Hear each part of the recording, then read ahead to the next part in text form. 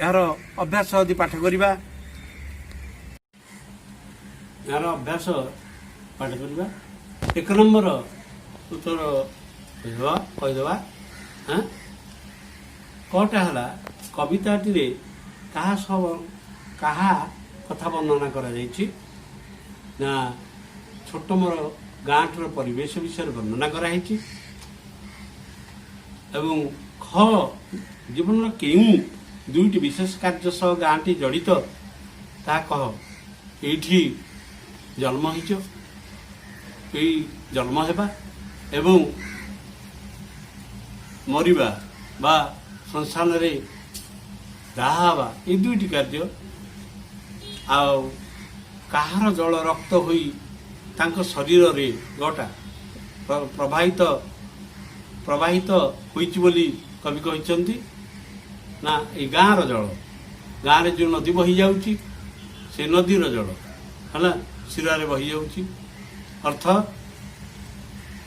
आमे ताकू पान करुचे एवं से आमको शक्ति जोगुछि शिरा प्रशिरा घटा हूँ कवि निज गाँ को कौन कौन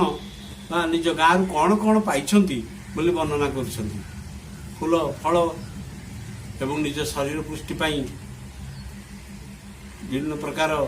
खाद्य सामग्री ये सब पाइछंती तेणु कवि वर्णना करिछंती कौनटा केउठारे बसी से सबको मन पकईछंती ना प्रवास रे प्रवास अर्थ अन्य देश विदेश कर्मसंस्थान पाई चाकरी पाई से गाँव अन्य ठीक पलैंती तेणु ये प्रवास बोली कहुई ये रहीकि से गाँव सबू सौंदर्यबोध गाँव